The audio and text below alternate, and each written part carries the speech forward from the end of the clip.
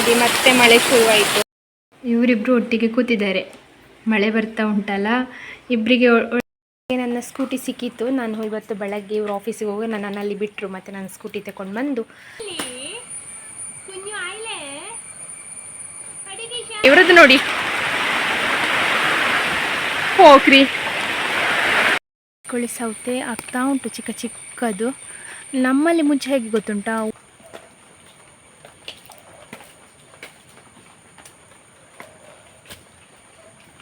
ಎರಡು ಬೊಂಡ ಸಿಕ್ಕಿತ್ತು. ಅಪ್ಪ ಹೇಳ್ತಾರೆ ಅದು ಮಂಗಗಳ ಕೈಯಿಂದ ತಪ್ಪಿ ಬಿದ್ದದ್ದು.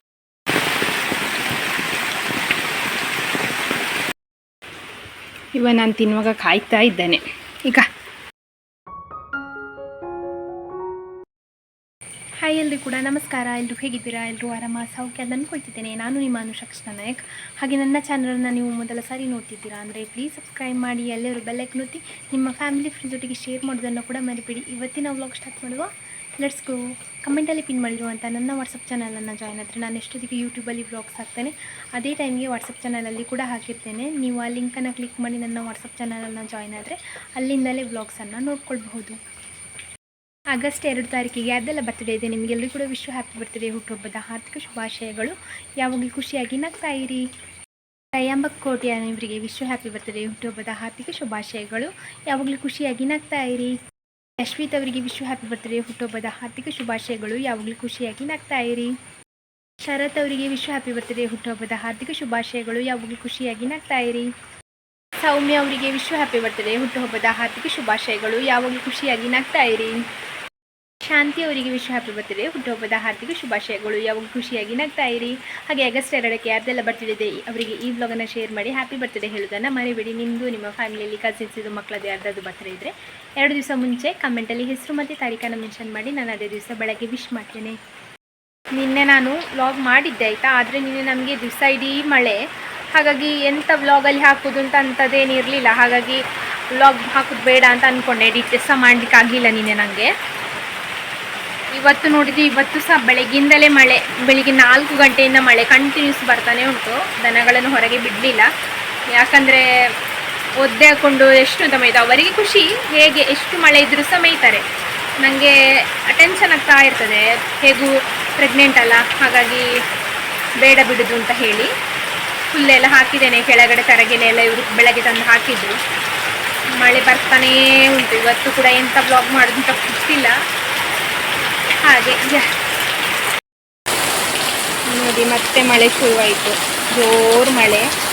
4 ಗಂಟೆಯಿಂದ ಬೆಳಗ್ಗೆ ಬರುವುದು ನಿಲ್ಲುದು ಹೀಗೆ ಆಗ್ತಾನೆ ಉಂಟು ಕಂಟಿನ್ಯೂಸ್. ಒಂದು ಮಳೆ ನಿಂತ ಹಾಗೆ ಇನ್ನೊಂದು ಮಳೆ, ಕತ್ತಲೆ ಕೂಡ ಆಗಿದೆ.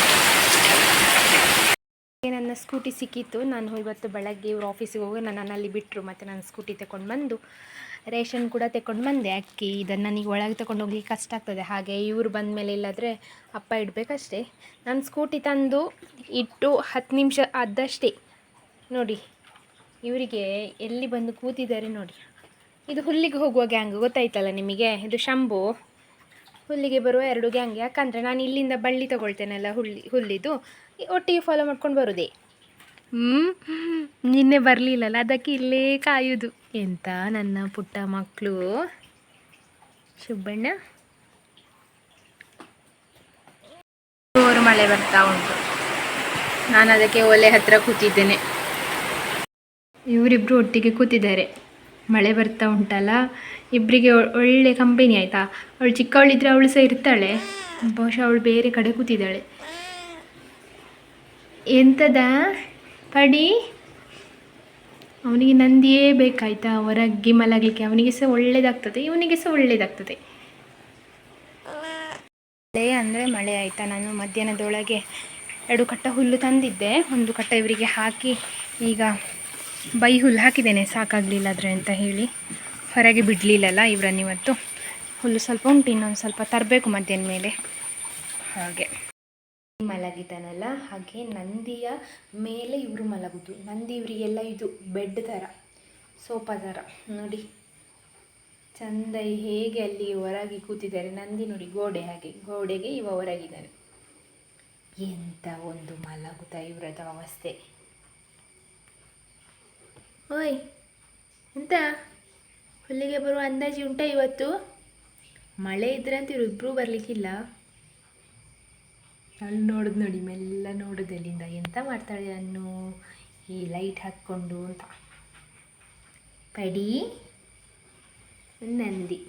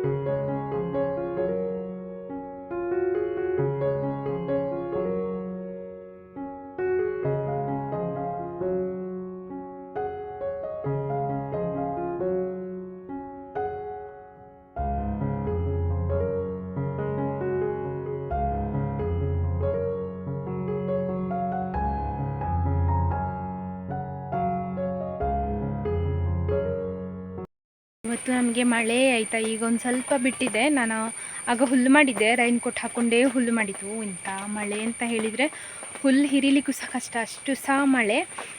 ಹಾಗೆ 2 ಕಟ್ಟ ಹುಲ್ಲು ಮಾಡಿದ್ದಿತ್ತಲ್ಲ, ಈಗ ಒಂದು ಸ್ವಲ್ಪ ಮಾಡಿ ತಗೊಂಡು ಬರುವ ಅಂತ ನನ್ನ ಮನೆ ಹತ್ತಿರವೇ ಹಿರಿದದು.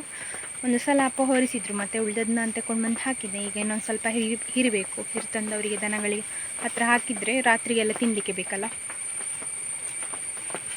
ಕಜ್ಜ ಎಲ್ಲ ಇಲ್ಲಿದ್ದಾನೆ ಸೋಲಾರ್ ಟರ್ಪಲಲ್ಲಿ. ಮಳೆಗೆ ಬೆಕ್ಕುಗಳೆಲ್ಲ ಒಲೆ ಹತ್ತಿರದಿಂದ ಸರಿಲಿಲ್ಲ, ಎಲ್ಲರೂ ಅಲ್ಲೇ ಇದ್ದಾರೆ ಆರಾಮದಲ್ಲಿ ಮಲಗಿಕೊಂಡು. ನಾನು ಮಾತ್ರ ಈಗ ಹುಲ್ಲಿಗೆ ಹೊರಟೆ.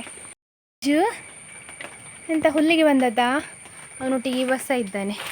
ಈಗ ಮಳೆ ಇಲ್ಲಲ್ಲ, ಹಾಗೆ ಬಂದಿದ್ದಾರೆ. ಇಲ್ಲಾಂದರೆ ಆಗ ನಾನು ಒಬ್ಬಳೇ ಹುಲ್ಲು ಇರ್ತದ್ದು. ಮಳೆಗೆ ಇವರು ಹೇಗೆ ಬರೋದು, ಅಷ್ಟು ಜೋರು ಮಳೆ. ಕೋಳಿ ಸೌತೆ ಆಗ್ತಾ ಉಂಟು ಚಿಕ್ಕ ಚಿಕ್ಕದು. ನಮ್ಮಲ್ಲಿ ಮುಂಚೆ ಹೇಗೆ ಗೊತ್ತುಂಟಾ, ಒಂದು ಮೀಡಿಯಾ ಆದ ತಕ್ಷಣ ಬೇರೆ ಕಡೆ ಸಹ ಆಗ್ತದೆ. ಮತ್ತು ಇದು ಬೇಗ ದೊಡ್ಡದಾಗ್ತಾ ಇತ್ತು.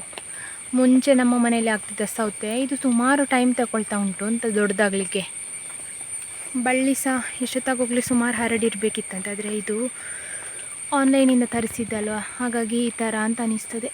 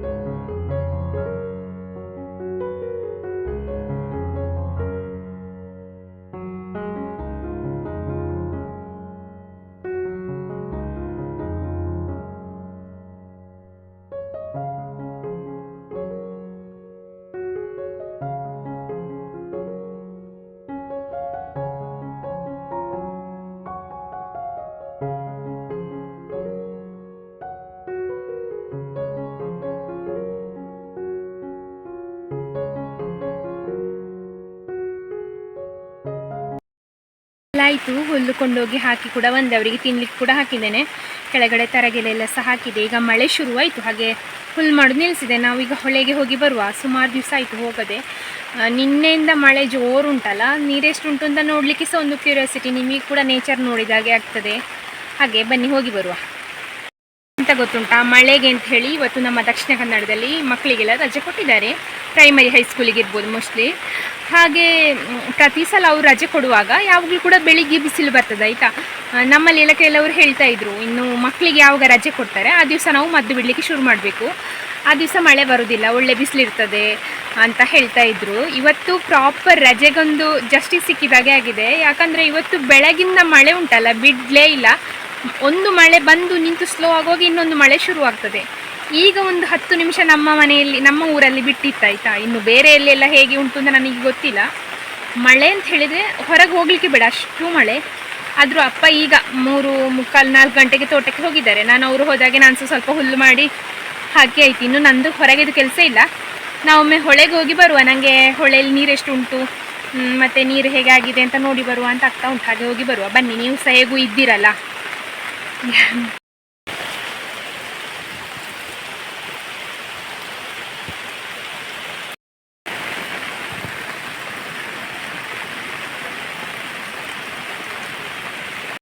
ಒಂದು ತೆಂಗಿನ ಮರ ನಿಮಗೆ ಕಾಣಲಿಕ್ಕಿಲ್ಲ, ಇದು ಅಡ್ಡ ಉಂಟು. ಇದು ನಮ್ಮ ತೋಟದ ಕೊನೆಯಲ್ಲಿರುವುದು. ಇಲ್ಲೇ ಹೊಳೆ ಕೂಡ ಹರಿಯುವುದಾಯ್ತಾ. ಮೊನ್ನೆ ತನಕ ಇದಕ್ಕೆ ಮಂಗಗಳದ್ದು ಉಪದ್ರ ಇರಲಿಲ್ಲ, ಈಗ ಬಂದಿದೆ ನೋಡಿ. ಒಂದು ಬೊಂಡ ನನಗೆ ಉಳಿಸಿ ಹೋಗಿದೆ, ಅಲ್ಲಿ ಎಲ್ಲ ಇಳಿದು ಹಾಕಿದೆ ತಿಂದು ತಿಂದು ನೋಡಿ. ಲಾಸ್ಟ್ ಟೈಮ್ ನಮ್ಮಲ್ಲಿ ತೆಂಗಿನಕಾಯಿ ತೆಗಿಲಿಕ್ಕೆ ಬಂದಾಗ ನಾವು ಇದರಿಂದ ಬೊಂಡ ಕೊಯ್ಸಿದ್ವಿ, ಮಂಗಗಳು ತಿಂತಾರಲ್ಲ ಅಂತ ಹೇಳಿ. ಮೋಸ್ಟ್ಲಿ ಇದು ಸಹ ಒಳ್ಳೇದುಂಟ ಅಂತ. 2 ಬೊಂಡ ಸಿಕ್ಕಿತ್ತು ನನಗೆ ಇವತ್ತು ಕೊಂಡೋಗ್ಲಿಕ್ಕೆ.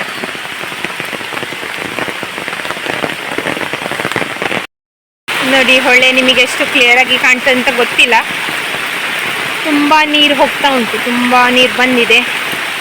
ಆದರೂ ಇದು ಹೋಗಲಿಲ್ಲ ಅಲ್ಲ ಅಂತ, ಈ ನೋಡಿ ಕಟ್ ಮಾಡಿದುಂಟಲ್ಲ, ಇದು ಮರ ಹೋಗಲಿಲ್ಲ ಅಂತ, ಅಷ್ಟು ನೀರು ಬರಲಿಲ್ಲ. ಇದು ನಮ್ಮ ತೋಟದ ಬದಿಯಿಂದ ಹೋಗುದು.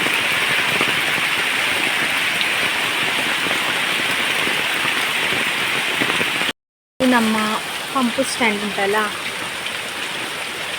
ಇಲ್ಲಿಂದ ನೋಡಿದರೆ ಈ ಥರ ವಿಹಂಗಮ ನೋಟ. ಕತ್ಲಾಗಿದೆ, ಹಾಗಾಗಿ ನನ್ನ ಫೋನಲ್ಲಿ ಅಷ್ಟು ಕ್ಲಿಯರ್ ಬರೋದಿಲ್ಲ. ಮಳೆ ಬರ್ತಾ ಇರುವ ಹಾಗೆ ಉಂಟಲ್ಲ, ಕತ್ಲಾಗ್ತದೆ. ಕಾಡಾದ್ರಿಂದ ಇನ್ನೂ ಕೂಡ ಕತ್ತಲಾಗ್ತದೆ.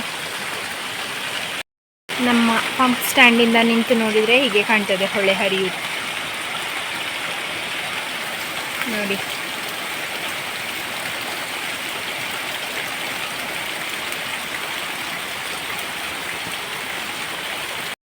ಅಲ್ಲ ಅಮ್ಮ ಮಗ ನೋಡಿ ಇಬ್ರು ಏನು ಮಾಡಿದ್ರು. ಕಜ್ಜು ಅಮ್ಮ ಹತ್ರ ಕೂತ್ರೆ ಹೊಡಿತಾಳಾಯ್ತಾ, ಅದಕ್ಕೆ ದೂರದಲ್ಲಿ ಡಿಸ್ಟೆನ್ಸ್ ಮೇಂಟೈನ್ ಮಾಡಿ ಕೂತ್ಕೊಳ್ತು. ಇವಳು ಹುಲ್ಲಿಗೆ ಬಂದಿದ್ಲು, ಹಾಗೆ ಸ್ವಲ್ಪ ಒದ್ದೆ ಆಗಿದ್ದಾಳೆ, ಅದಕ್ಕೆ ಇಲ್ಲಿ ಚಳಿ ಕಾಯುವುದು. 2 ಬೊಂಡ ಸಿಕ್ಕಿತ್ತು, ಅಪ್ಪ ಹೇಳ್ತಾರೆ ಅದು ಮಂಗಗಳ ಕೈಯಿಂದ ತಪ್ಪಿ ಬಿದ್ದದ್ದು ಅಂತ ಇರ್ಬೋದು. 2 ಬೊಂಡ ನನಗೆ ಸಿಕ್ಕಿತ್ತು, ಒಂದು ನನಗೆ, ಒಂದು ಇವರಿಗೆ. ಈಗ ಇದೊಂದು ಕಟ್ ಮಾಡುವ. ಇವನಿಗೇನಂತ ಅಂದ ತಕ್ಷಣ ಗೊತ್ತಾಗಿದೆ ಬೊಂಡನ್ನು ಈಗ ಕಡಿತಾಳೆ ಅಂತ. ಬೊಂಡವನ್ನು ಕಟ್ ಮಾಡಿ ಕುಡಿಯುವ ಒಂದು, ಮತ್ತು ನಾಳೆ ಹೇಗೂ ಇವರು ಕುಡಿಯುವಾಗ ಅವ್ರ ಹತ್ರ ಕೇಳ್ಬೋದು ಸ್ವಲ್ಪ. ನಾನು ತಿನ್ನುವಾಗ ಕಾಯ್ತಾ ಇದ್ದಾನೆ. ಈಗ ಗಲಾಟೆ ಮಾಡಲಿಕ್ಕಿಲ್ಲ ಇನ್ನು, ಇವ್ರು ತಿಂದಾಗೋ ತನಕ ನಾನು ಇಲ್ಲೇ ಕೂತ್ಕೊಳ್ಬೇಕು, ಯಾಕಂದರೆ ಗುರ್ರು ಗುರ್ರು ಶುರು ಮಾಡ್ತಾರೆ ಇಬ್ಬರು.